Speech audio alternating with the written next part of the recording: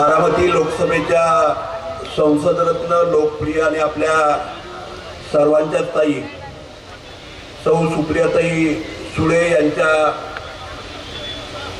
लोकसभेच्या उमेदवारीच्या प्रचाराच्या निमित्ताने या ठिकाणी उपस्थित पुरंदर आणि हवेलीमधील माझे सर्वच सहकारी ज्येष्ठ मार्गदर्शक महिला भगिनी,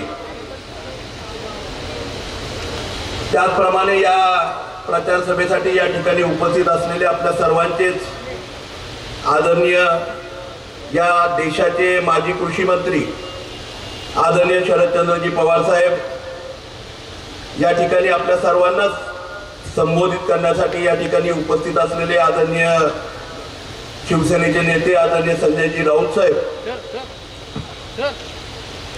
शिवसेनेचे नेते आणि आपल्या जिल्ह्याचे निरीक्षक आदरणीय सचिन भाऊ आयरजी, या ठिकाणी उपस्थित शिरूर मतदारसंघाचे आमचे विधिमंडळातले सहकारी आमदार आदरणीय अशोक बापूजी पवार, या ठिकाणी उपस्थित राष्ट्रवादी काँग्रेसचे जिल्ह्याचे अध्यक्ष आदरणीय जगन्नाथ बापूजी शेवाळे, त्याचप्रमाणे माझ्या अगोदर ज्यांनी विचार व्यक्त केले ते आदरणीय संभाजीरावजी झेंडे साहेब असतील, माजी आमदार आदरणीय लक्ष्मणरावजी माने साहेब असतील, अमोलजी देवकाते साहेब असतील, भारतीताई शेवाळे या ठिकाणी उपस्थित आहेत. या ठिकाणी सर्वच पुरंदर हवेलीमधील सर्व माझे सहकारी, सर्व पदाधिकारी, सासवड नगरीचे नगराध्यक्ष, सर्व उपस्थित पदाधिकारी या ठिकाणी आहेत. सगळ्यांची नावं घेण्यामध्ये खरं म्हणजे वेळ दवडणार नाही, परंतु मुद्दामून या ठिकाणी हवेलीमधून उपस्थित असलेले आदरणीय शंकरनाना हरपळे असतील, अर्चनाताई कामटे असतील, त्याचप्रमाणे संजयरावजी हरपळे असतील, संदीपजी बांदल असतील, धाडसी मोडक असतील, आदरणीय पवारजी असतील, आदरणीय अण्णा असतील आणि सर्वच हवेलीतले माझे सर्व सहकारी, आज खरं म्हणजे आपल्या सगळ्यांच्यासाठी खूप महत्त्वाचा दिवस आहे. कारण मी नेहमी मागचे 1-1.5 महिना आम्ही प्रचारामध्ये एकच मुद्दा प्रामुख्याने मांडतोय. संपूर्ण राज्यभर, आपल्या जिल्हाभर आणि सगळीकडे आपण सगळी मंडळी म्हणतो की ही निवडणूक ही राहुलजी गांधींच्या अस्तित्वाची आहे, ही निवडणूक ही आदरणीय शरदचंद्रजी पवार साहेबांच्या अस्तित्वाची आहे, ही निवडणूक ही आदरणीय शिवसेनेचे नेते आदरणीय उद्धवजी ठाकरे साहेबांच्या अस्तित्वाची आहे, ही निवडणूक ही आपल्या खासदार आदरणीय सुप्रियाताई सुळेंच्या अस्तित्वाची आहे. परंतु मला आपल्या सगळ्यांना सांगायचंय, खऱ्या अर्थाने आजची ही निवडणूक आहे ही तुमच्या आमच्या अस्तित्वाची आहे. 26 जानेवारी 1950ला हा देश खऱ्या अर्थाने प्रजासत्ताक आणि लोकशाही झाला. डॉक्टर बाबासाहेब आंबेडकरांनी आपल्याला संविधान त्या ठिकाणी दिला आणि त्या संविधानाने तुम्हा आम्हा प्रत्येकाला त्या ठिकाणी जो मताचा हक्क दिला, जो अडाणी आणि अंबानीच्या घरातल्या प्रत्येक व्यक्तीला दिला, तोच माझ्या सासवड मधल्या, माझ्या फुरसुंगी मधल्या, माझ्या आंबेगाव मधल्या, माझ्या वनपुरी मधल्या, माझ्या पांडेश्वर मधल्या प्रत्येक नागरिकाला त्या ठिकाणी दिला. आज जो हक्क तुम्हाला सर्वांना आहे तोच हक्क या देशातल्या कुठल्याही अधिक संपत्ती असणाऱ्या व्यक्तीला. आणि त्यामुळे उद्याच्या काळामध्ये खऱ्या अर्थाने ज्यांनी 404ची घोषणा केली आहे त्यांना तुमचा आणि आमचा हक्क त्या ठिकाणी लोकशाहीचा खऱ्या अर्थाने ओढून घ्यायचा आहे. आणि म्हणूनसाठी ह्या सगळ्या निवडणुकीचा फार्स ते त्याप्रमाणे करतायत. झेंडे साहेबांनी मागाशी अनेक लोकशाहीची उदाहरणं त्या ठिकाणी दिली.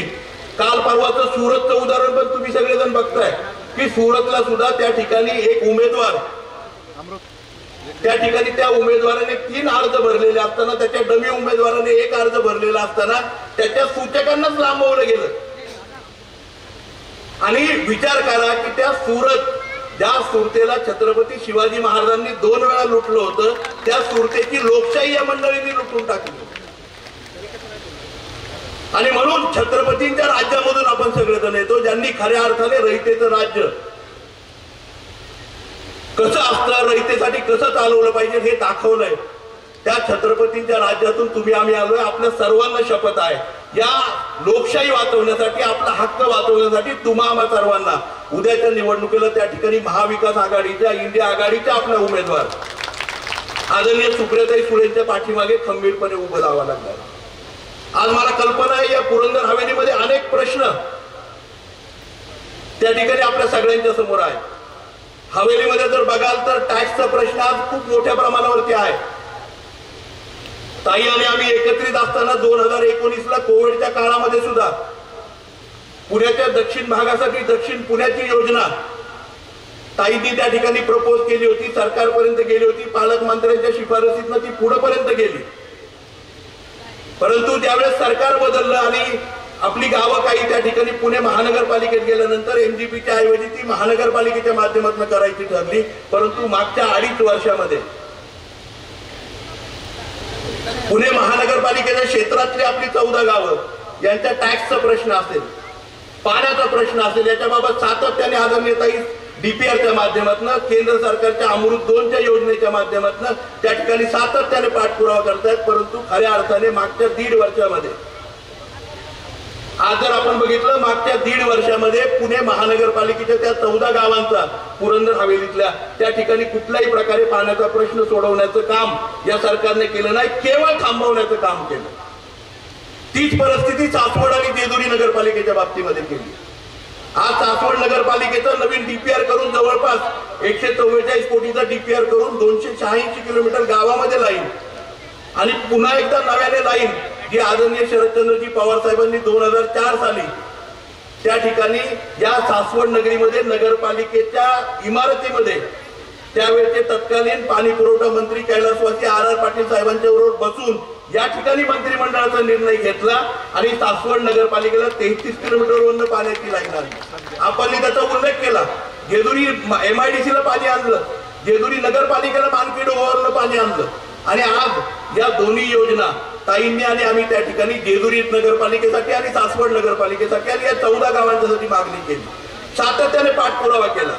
गेली 1.5 वर्ष हे सरकार त्या ठिकाणी आहे आणि या सरकारने केवळ थांबवण्याचं काम त्या ठिकाणी केलं. आणि हे मी का सांगतोय, कारण आपण बघितलं असेल कोविडच्या काळामध्ये या तालुक्यामध्ये 95 गावांमध्ये त्या ठिकाणी एमजीपीच्या माध्यमातून, जलजीवन मिशनच्या माध्यमातून 14 प्रादेशिक योजना आणि जवळपास 74 ठिकाणी 74 गावांमध्ये जलजीवनच्या पाणी पुरवठ्याच्या जिल्हा परिषदेच्या माध्यमातून सगळ्या पाण्याच्या योजना त्या ठिकाणी राज्य सरकारने, आपलं सरकार असताना आघाडीचं, त्या ठिकाणी मंजूर केले गेले, त्याला शिफारस केली गेली आणि सुप्रियाताईंच्या माध्यमातून केंद्रामध्ये पाठपुरावा करून त्या सगळ्या मंजूर झाल्या. पण त्यांची अवस्था काय मागच्या 1.5 वर्षामध्ये?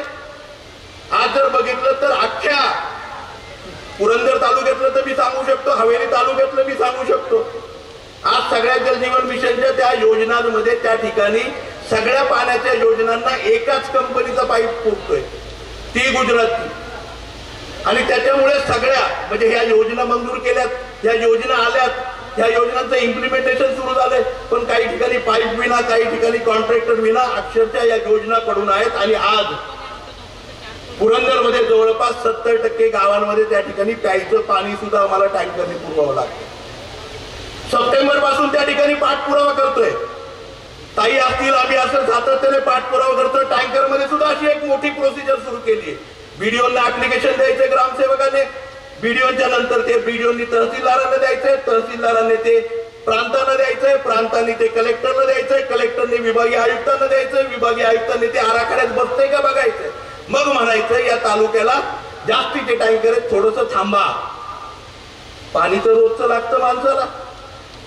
माणूस जेवणाशिवाय, माणूस झोपेशिवाय, पाण्याशिवाय 11 दिवस राहू शकतो, म्हणून काय 11 दिवस पाण्यापासून ठेवणारच वंचित तुम्ही? आणि ही अवस्था खऱ्या अर्थाने झाली. 2022ला 12 डिसेंबर 2022ला या तालुक्यामध्ये पुरंदर आणि हवेलीच्या संपूर्ण रूटमध्ये जवळपास 12 रूट आपण त्या ठिकाणी आदरणीय शरदचंद्रजी पवार साहेबांच्या वाढदिवसाच्या दिवशी आपल्या तालुक्यामध्ये आणि हवेलीमध्ये सुद्धा म्हणजे वडकीपासून फुरसुंगी मार्गे, उरोळी मार्गे सातत्याने PMPLचे राऊंड त्या ठिकाणी चालू होते. पुरंदर तालुक्यामध्ये सुद्धा कालदरी खोरं सोडलं तर संपूर्ण तालुक्यामध्ये त्या ठिकाणी PMPLचं नेटवर्क त्या ठिकाणी सुरू झालं होतं. प्रत्येक गावामध्ये त्या ठिकाणी PMPLची गाडी जात होती.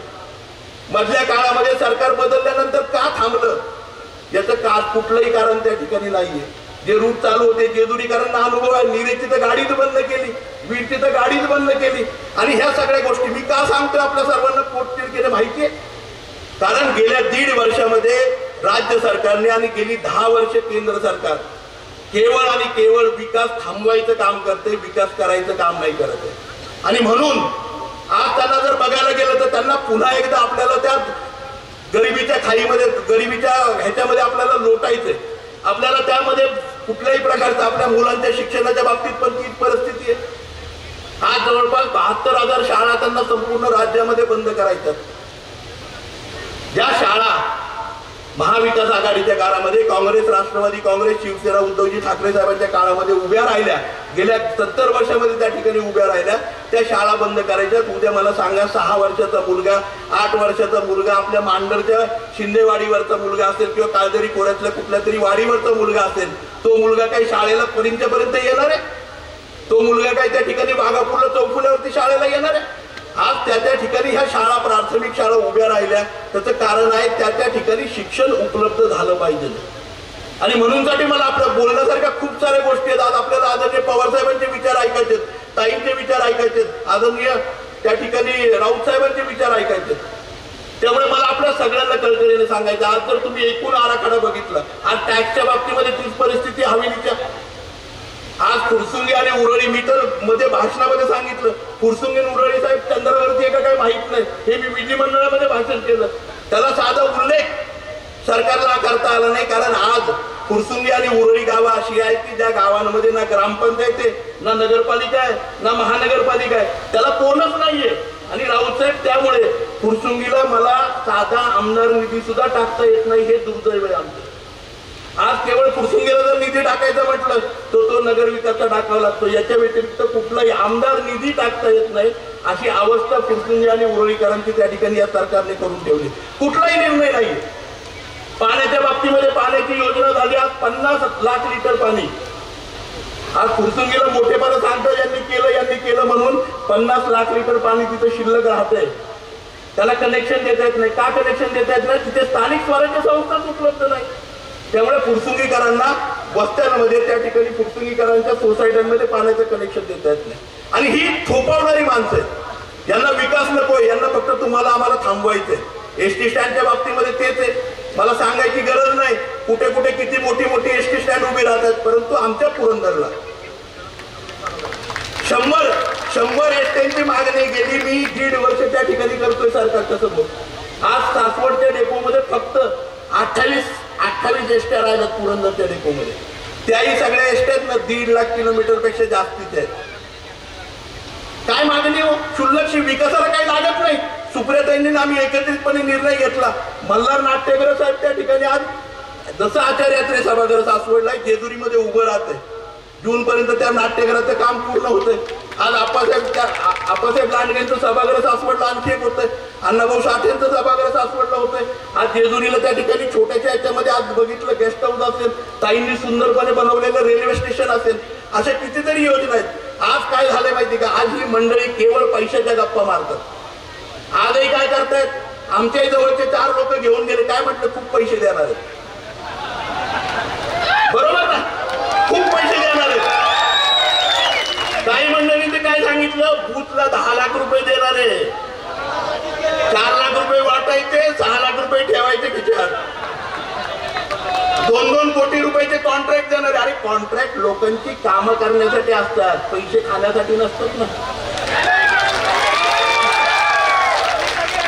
मला विचार करा ना, मला सर्वसामान्य माणसाला आणि या ठिकाणी महिला भगिनींना विचारायचंय, कुणाला कॉन्ट्रॅक्ट देणार म्हणून जर कोण पक्ष बदलत असेल, कुणाला कॉन्ट्रॅक्ट देणार म्हणून जर कोण विचार बदलत असेल, कुणाला कॉन्ट्रॅक्ट देणार म्हणून किंवा कुणाला पैसे देणार म्हणून, तर ती लोक उद्या त्याच पैशासाठी तुम्हाला आम्हालाही विकायला कमी करणार नाहीत. ही खऱ्या अर्थाने गोष्ट. आज गुंतवणुकीच्या बाबतीमध्ये काही मंडळी बोलती, ताईंना माहितीये 4.5 तास सुप्रियाताई माझ्याबरोबर त्या ठिकाणी मंत्रिमंडळाची मीटिंग संपेपर्यंत सह्याद्रीवरती उभ्या होत्या. 3 वेळा ताईंनी मला त्या ठिकाणी सांगितलं की आपण जाऊया. ताईंना म्हणलं थांबा. ताई थांबल्या. 4.5 तास उभ्या होत्या. कशासाठी? की जे गुंजवणीचं अलाइनमेंट आहे हरणीच्या बाजूने, बांधण्याच्या डोंगराच्या बाजूने त्या ठिकाणी बदलायचं. आणि आज हे काय म्हणतात? आम्ही करतोय ना, विधानसभा झाल्यावर करतोय. का नाही? का अडवलं आम्हाला? 1.5 वर्ष का अडवताय? मंजूर असताना का अडवताय? आज आम्ही सोमवारीला पाणी आणा म्हणतोय, सोमवारीला पाणी आणा म्हणतोय, त्याच्यासाठी सुद्धा मान्यता दिली, त्याच्यासाठी सुद्धा फॉलोअप करतोय. काय झालंय माहितीये का, यांना फक्त अडवायचंय. PMPL अडवली, गुंजवणी अडवली, विमानतळ अडवली, विमानतळ सुद्धा अडवलं. साहेबांनी सांगितलं तेच आहे. आम्ही फक्त म्हणलं की विस्थापित कुणाला करू नका. आमचा पुरंदर हवेलीचा माणूस हा पुरंदर हवेलीमध्येच राहायला पाहिजे. आम्हाला तालुक्याच्या बाहेर कुठं जायचं नाही आणि लोकांना घेऊन सगळी विकासाची कामं करायची आणि होतात. ताईंनी ते दाखवून दिलंय. 965 आपला पालखी मार्ग तुम्ही आम्ही सगळ्यांनी बघितलंय. 2019-20 ला कोविडच्या काळामध्ये सुद्धा झेंडेवाडी पासून पिसुर्टी पर्यंत, जेऊर पर्यंत त्या ठिकाणी प्रत्येक गावांमध्ये मीटिंग घेऊन ताईंनी आम्ही सूचना केल्या अधिकाऱ्यांना. आणि तुम्ही बघितलं असेल त्या ठिकाणी वडकी पासून फुरसुंगी पर्यंत आणि खाली झेंडेवाडी पासून जेऊर पिसुर्टी पर्यंत त्या ठिकाणी प्रत्येक शेतकऱ्याला मोबदला मिळवून द्यायचं काम आदरणीय ताईंनी जमिनीच्या माध्यमातून केलं. आणि तो मोबदला केवळ 2019-20 नव्हता, तो मोबदला 2009-10 होता, तो मोबदला 2002 होता, तो मोबदला 1995 होता. हा भरपूर मोबदला ज्या ज्या वेळेस ही जमीन गेली ना त्या वेळेचा मोबदला देण्याचं काम केलं. हे मी का सांगतोय, कारण त्या तळमळीने आम्ही ताईंना काम करताना बघितलंय. कोविडच्या काळामध्ये इंजेक्शन लागत असतील, कोविडच्या काळामध्ये एखाद्या पेशंटची अडचण असेल, कोविडच्या काळामध्ये एखादा विद्यार्थी कुठे अडकलेला होता परदेशामध्ये, बाहेरच्या राज्यामध्ये, त्या वेळेस तत्परतेने ताई आपल्यापर्यंत आल्या आणि आपल्या बरोबर त्या ठिकाणी साथीने काम केलं. आणि म्हणून एक भावाप्रमाणे तुम्ही आम्ही सर्वजण ताईंच्या पाठीची खंबीरपणे उभं राहिलो पाहिजे, हीच माझी त्या ठिकाणी विनंती. आज फुरसुंगीच्या कॅनॉलच्या बाबतीमध्ये तेच आहे. फुरसुंगीकरांनी मला आता चिठ्ठी दिली की फुरसुंगीचा कॅनॉल बंद करतात. आज ह्या सरकारला खऱ्या अर्थाने किंवा ह्या मंडळींना केवळ आहे ना त्या ठिकाणी दबावाचं राजकारण करायचं, काहीतरी आमिष दाखवायचं, काहीतरी ब्लॅकमेलिंग करायचं, पैशाचं आमिष दाखवायचं, हे बंद करतो म्हणून सांगायचं, कुठेतरी नोटीस देतो म्हणून सांगायचं, ह्याच सगळ्या गोष्टी त्या ठिकाणी चालू आहेत. आणि म्हणून मला आदरणीय साहेबांना त्या ठिकाणी कळकळीने विनंती करायची. साहेब, आज थोडंफार आपण सगळ्यांनी मला आमदार केल्यामुळे त्या ठिकाणी थोडंफार माझं कनेक्शन, मी इतर ठिकाणी महाराष्ट्रामध्ये बोलत असतोय. आज खऱ्या अर्थाने महाराष्ट्रामध्ये महाविकास आघाडीची जवळपास 39 पेक्षा जास्त जागा त्या ठिकाणी आहेत. आणि देशामध्ये सुद्धा आम्हाला खात्री आहे साहेब, या ठिकाणी एवढा मोठा आंदोलन आणि एवढी मोठी चीड या सर्व मंडळींच्या बाबतीमध्ये, सर्वसामान्य माणसामध्ये आहे की आज एवढा मोठा जनसमुदाय पुरंदर हवेलीमधनं त्या ठिकाणी सर्वसामान्य परिवारातली मुलं, सर्वसामान्य परिवारातले शेतकऱ्याची मुलं, सर्वसामान्य महिला भगिनी या ठिकाणी उपस्थित आहेत. या सगळ्यांना या ठिकाणी ते आलेले आहेत कारण तुमच्यावरती असणारी श्रद्धा, तुमच्या विचारांवरती असणारा विश्वास, ज्या माणसाने आम्हाला 70,000 कोटी माफ केले आणि आमचा 7-12 कोरा केला, त्यांच्या विचारांशी आम्ही बांधलेलो आहोत. जे विचार सर्वसामान्य माणसाचे त्यांच्याशी आम्ही बांधलेलो आहोत हे सांगण्यासाठी आज ही पुरंदरची मंडळी आलेच आहे. त्या दिवशी कनेरीला ताईंचा नारळ फोडत असताना मी त्या ठिकाणी आपल्या सगळ्यांना मी विनंती करतोय, आपल्या सगळ्यांच्या वतीने मी कनेरीच्या मारुती रायाला साक्षी ठेवून आदरणीय साहेबांना आणि बारामतीकरांना त्या ठिकाणी मी सांगितलंय की माझ्या पुरंदर हवेलीचा प्रत्येक व्यक्ती त्या ठिकाणी 7 तारखेला घराच्या बाहेर पडेल. प्रत्येक एक मत लोकशाही वाचवण्यासाठी, या ठिकाणी या विचारांना बळकट ठेवण्यासाठी, सर्वसामान्यांच्या बरोबर राहण्यासाठी त्या ठिकाणी उभा राहील.